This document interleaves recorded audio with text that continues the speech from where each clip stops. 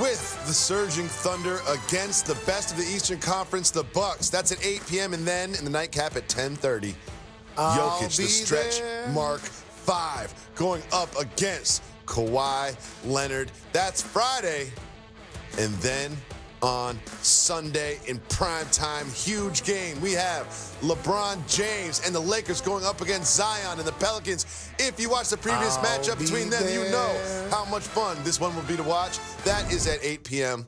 on Sunday. And of course, Jalen Rose will be on Countdown to tee up the game for you.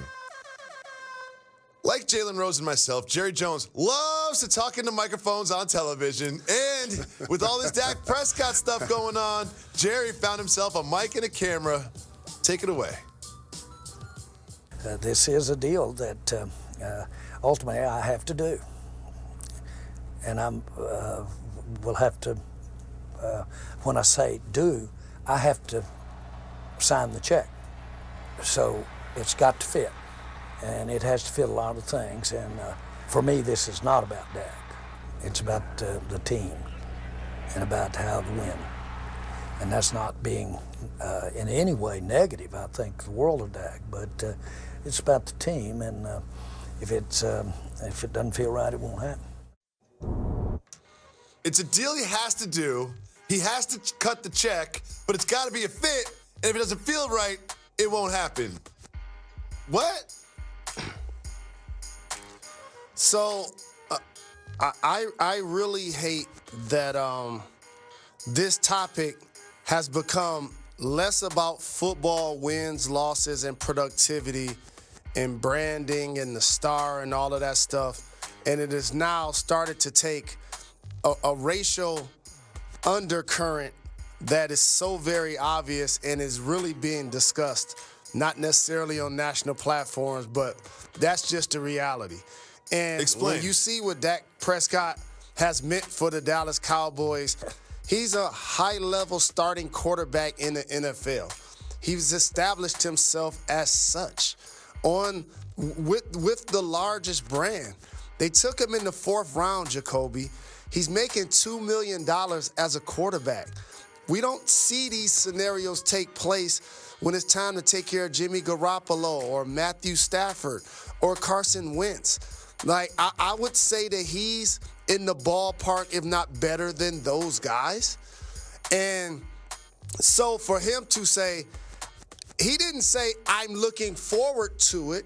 He didn't say, I'm excited about my future and I can't wait to get my quarterback inked up because we're going to do something special.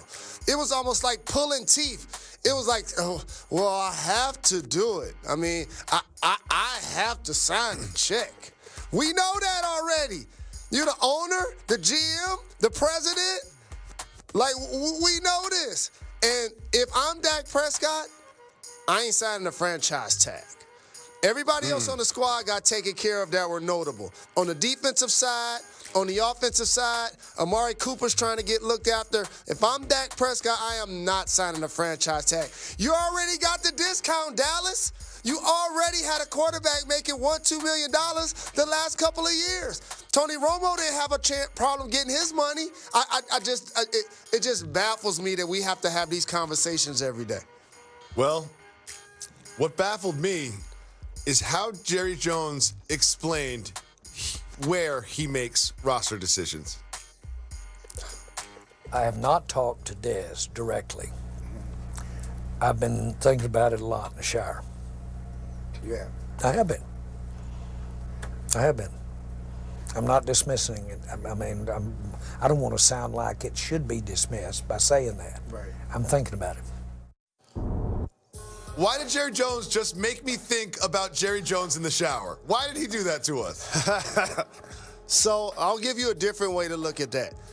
I talk so many times about taking multiple steam showers a day. And that becomes an emotional, psychological, spiritual space for me where I take only positive energy. Clearly, there's a chance to not be on the phone, not be on the computer, and to digest things, to pray for things, to dream about things, to sort through ideas, to decompress about things. So I do that, and I encourage people who don't get therapy to also find ways to create their own self-version of it. I don't think that my context of what I was talking about taking place in the shower is equal to what he was describing. He was more trying to get a joke and they didn't laugh. That's really what happened.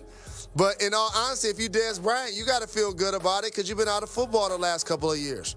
Yeah, Des Bryant's like, I think this is good news. I'm not sure.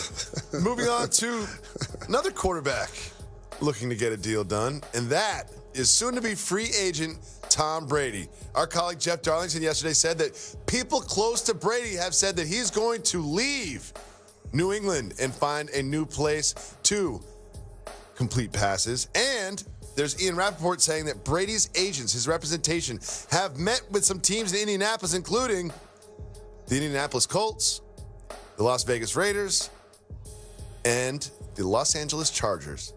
Jalen, every day, every report makes me feel more and more like he is going to leave the Patriots and play for another team. Do you feel the same way? So I'm going to invoke a name into this conversation, Drew Henson.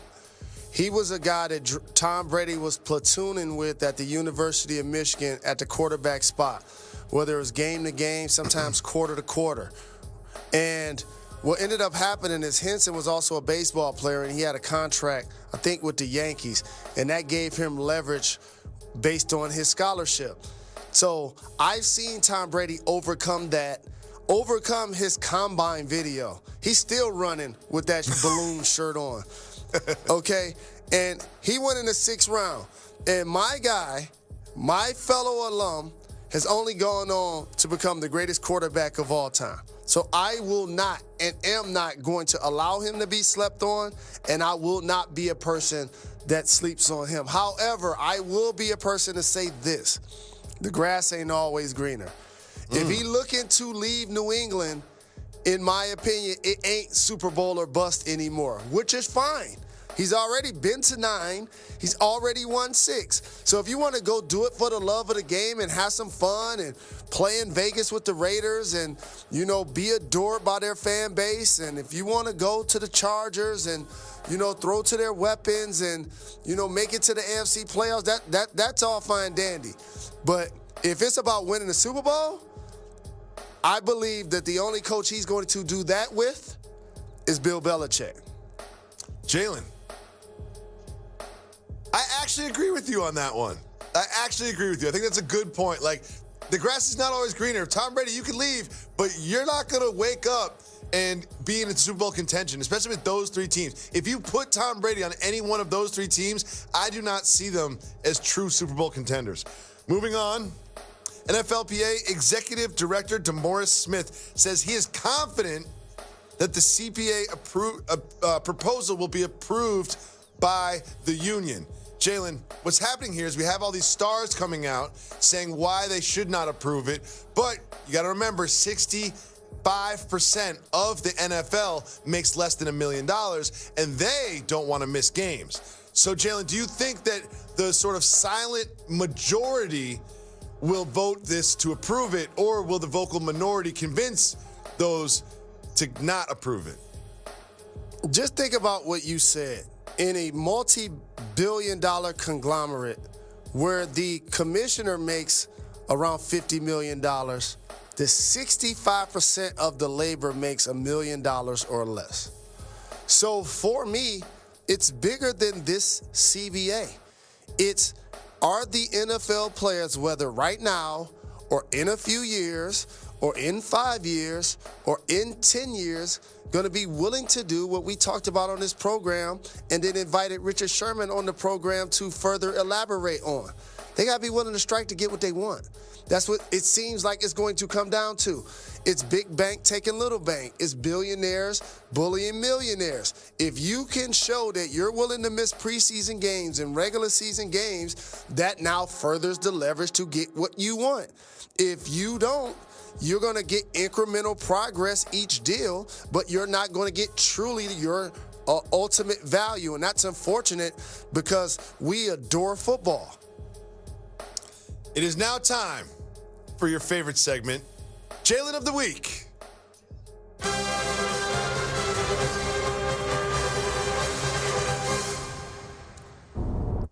With a 4.59 40-yard dash, Jalen Hurts ran the fastest 40-yard dash of all the quarterbacks at the Combine. Now, we always talk about Tua and Joe Burrow, but Jalen Hurts is not projected to go very high in this draft. Do you think that this Combine performance will help his draft stock? So, I want to give you a visual, okay? As somebody that has watched football progress so much from a traditional line when it was 2 tight ends and it was a running back and a fullback and only 2 wide receivers lining up on the outside. Now on first down in 3 on the goal line, teams are in shotgun with 5 receivers. Like, the game has been way different. You're going to get an innovative, genius at offensive coordinating to draft Jalen Hurts and put him alongside your everyday quarterback and nurture him in some snaps so he can still be a productive member of the team. I'm seeing this happen with Taysom Hill, for example. That's what comes to mind. There's so many ways to get a guy involved. The league has evolved from traditional, what we consider a starting or a productive quarterback. I think he has evolved to somebody that's a winner, that can play under center, can also be somebody that's productive offensively. And if you get him the ball, I see that he runs 4.59 in a 40-yard dash. That matters in football. So you can minimize what you think he's going to be, and you're going to have people saying he needs to switch position. No, he will be a productive player on the next level on Sunday, Mondays, and Thursdays. Watch what I tell you.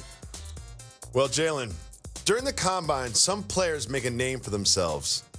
And I'll show you what Arizona State punter Michael Turk did that will blow your mind right after this.